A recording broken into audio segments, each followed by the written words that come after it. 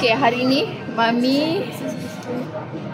Mami bawa diorang pergi tengok ejen Ali. Sepatutnya bukan Mami pergi. Sepatutnya Abang Icik. Tapi Abang Icik dia tak sihat. Nak minum? So Mami terpaksa lah pergi dalam keterpaksaan. Sebenarnya Mami tak nak sangat pergi. Tapi terpaksa pergi. So tak apalah, ikutkan je lah. So kita masih lagi menunggu dekat sini.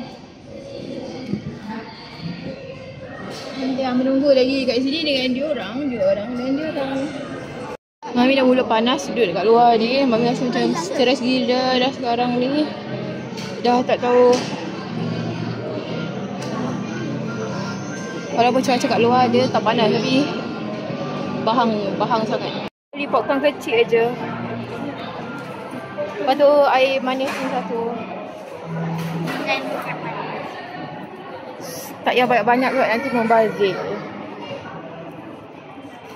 Okay, kita dah masuk dalam wayang. Ni baby. Lepas baby is Mami. Lepas tu Hani, Malik. Tapi ni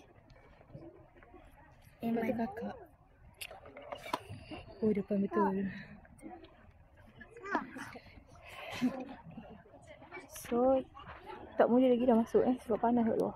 Dah habis. Sebila aku tak buka. Kenapa aku tak buka? Semoga kau mendapatkan restu. Kita dah habis tengok bola.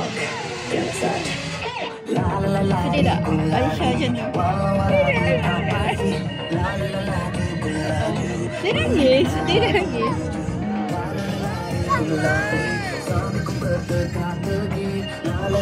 Sabarlah dulu.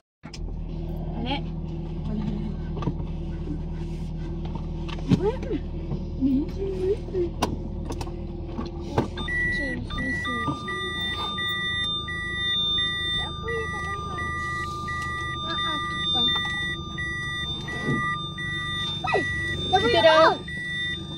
Kita dah nak balik. Sekejap, macam tak boleh nak keluar tadi. Pinjam. Sekejap. Belikan rubbish dulu. Ya. Tak ada nanti abang je bohong. Belikan apa? Betul. Ya, baju je. Belikan apa? Rubik. Rubik tu apa? Bagi ni. Tengok tapi. Bukan kalau Ayah nampak je dalam video tu. Ya akan nampak. Bukanlah. Hei. Panas ni. Sabarlah. Ni ejen apa nama ni? Kenapa korang samakan Mami dengan si Cikgu Munah? Apa je? Cikgu Munah. Mana? Sini lah. Ya, sini tengok. Kenapa Mami Cikgu Munah? Sebab Mami dah Sebab Mami dah tua Mami sebenarnya ejen dayang. Mami ejen dayang, okey? Mami akan buat empayar Mami sendiri. Empayar? Mana? Asyik baik boleh lagi, Ji. Asyik baik boleh. Kenapa? Kalau tak boleh pakai dah. Kenapa? Kalau jangan pakai. Mami tadi Kena bayar lah ni tadi.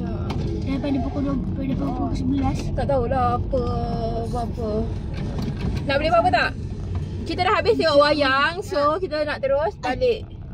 Dan tak ada tengok wayang lagi lepas ni Kesejukan. Pening aku kat dalam tu. Rasa macam kena encik. Dengan tak faham apa je. Ini Cikgu Munah. Okay, bye. Kalau saya ajak